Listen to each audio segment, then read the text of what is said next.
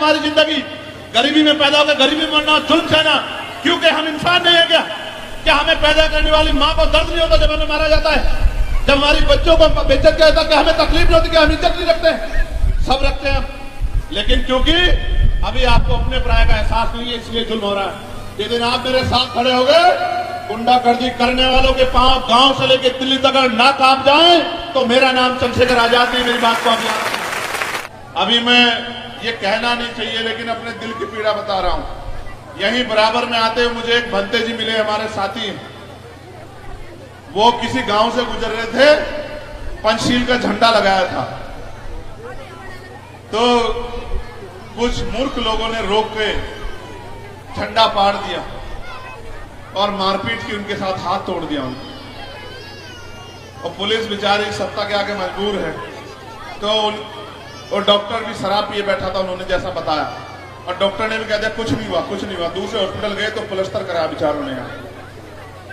तो जब वो बेचारे जाते हैं तो ये समझाते हैं सबको कि भाई भगवान बुद्ध के रास्ते पे चलो, अगर आप पे कोई जुल्म होगा तो पूरी दुनिया में रहने वाली बहुत कंट्री आपके लिए आवाज उठाएंगी। मैंने बंते जी से पूछा किसने आवाज उठाई? बंते जी बोले नहीं। तो मैंने कहा इस बात को समझ लो कि जिनका राज होता है उन्हीं का धर्म होता है। पहले राजकाज लाओ, जिस दिन राजकाज आ जाएगा उस दिन आपके धर्म का झंडा भी बुलंद हो जाएगा पूरी दुनिया में। मेरी बात को आप याद रखें। और जिनका राजकाज नहीं होता, आप अपने दिल पे गवाही रख के बताना, सब पढ़े लिखे जिम्मेदार लोग बैठे हैं और इधर भी पढ़े लिखे लोग बैठे हैं। जिन गांव में सदगुरु रविदास जी महाराज की शोभा यात्रा नहीं निकलती है, अगर वो निकालने के लिए जाते हैं, कहने के लिए कि भाई हम निकालना चाहते, तो क्या कहती है पुलिस? क्या कहती है बताओ? हम बताते क्या कहती है? कहती है नई परंपरा नहीं लागू होगी, जिस गांव में नहीं निकलती थी उस गांव में नहीं निकलेगी। बताओ सच है या नहीं है? बताओ। तो यानी कि जिनका राज होता है उन्हीं की शोभा यात्रा भी निकलती। समझे नहीं समझे? तो राजकाज आ जाएगा तो शोभा यात्रा की परमिशन भी मिल जाएगी। राजकाज आ जाएगा तो आपके दुख दर्द भी दूर हो जाएंगे। राजकाज आ जाएगा तो आपके बच्चों को रोजगार भी मिलेगा। राजकाज आ जाएगा तो आपके टूटे हुए घर भी ये बंगले महलों जैसे हो जाएंगे, क्योंकि राजकाज जिन पे होता है उन्हीं के हाथ में चाबी होती है कि किसको क्या देना है और कहां क्या कराना है। राजकाज आएगा तो आपके यहाँ अच्छे स्कूल बनेंगे, अच्छे कॉलेज बनेंगे, अच्छी यूनिवर्सिटियां बनेंगी। राजकाज आएगा अच्छे हॉस्पिटल बनेंगे।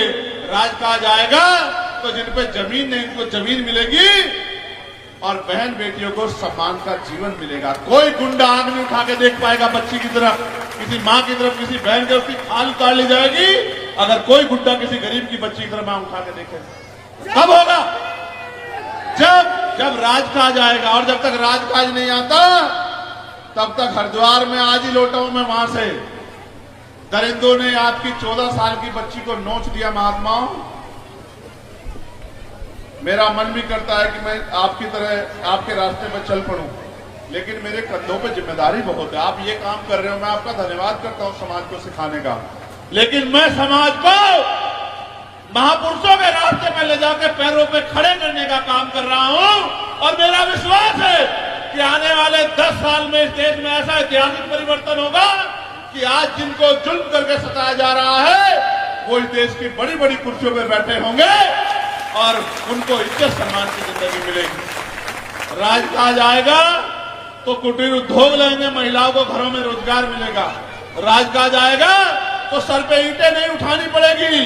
राजकाज आएगा तो कोलू पे भट्टों पे काम नहीं करना पड़ेगा, किसी बहन बेटी का अपमान नहीं होगा। आपको याद होगा इन बागपत में 1 महीना नहीं बीता, 1 साल नहीं बीता, ये जानते लोग, जानते हो नहीं जानते हो दर्द को, कि जब एक बच्ची कोलू पे काम करने गई थी उसको कोलू में ठोक दिया था गुंडों ने।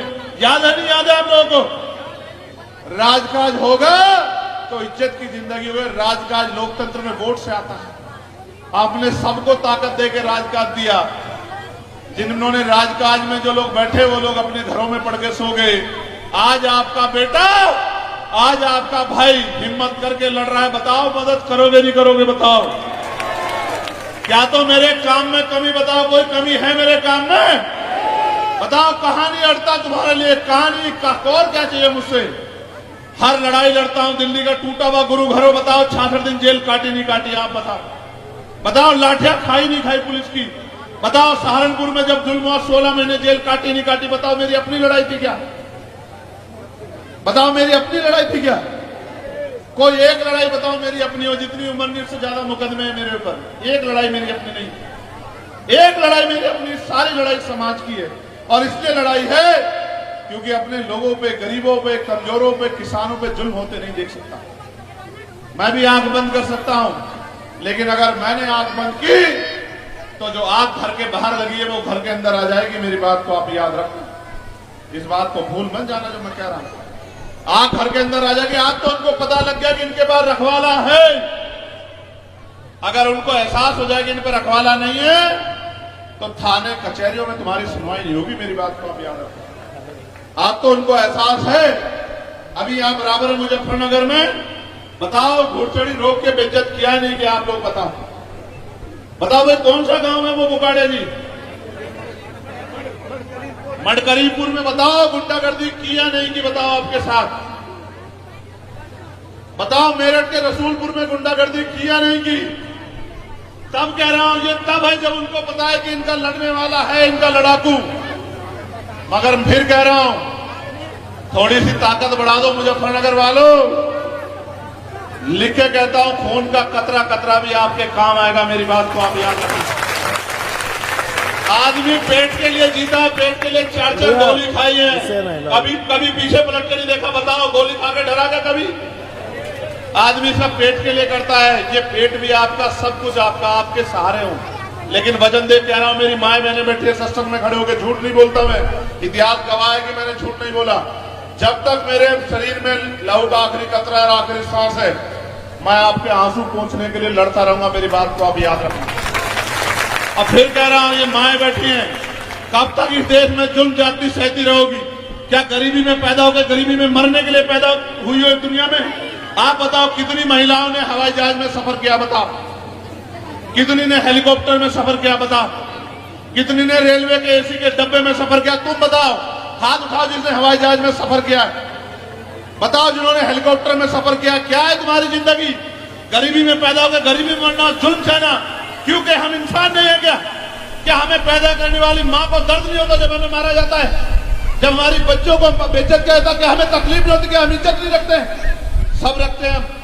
लेकिन क्योंकि अभी आपको अपने प्राय का एहसास नहीं है, इसलिए जुल्म हो रहा है। जिस दिन आप मेरे साथ खड़े हो गए, गुंडागर्दी करने वालों के पांव गांव से लेकर दिल्ली तक ना कांप जाए तो मेरा नाम चंद्रशेखर आजाद नहीं। मेरी बात को आप याद रखें। जिस दिन आप मेरे साथ खड़े हो गए, प्रधान से लेकर प्रधानमंत्री तक जिसकी बनने की इच्छा होगी वो आपको सुबह आकर नमस्कार किया करेगा, जय भीम किया करेगा। मेरी बात को आप याद रखना। गांव से लेकर वहां जिस दिन आपने एहसास करा दिया कि हम अपने भाई के साथ खड़े हैं। और मैं महाराज जी का धन्यवाद करता हूं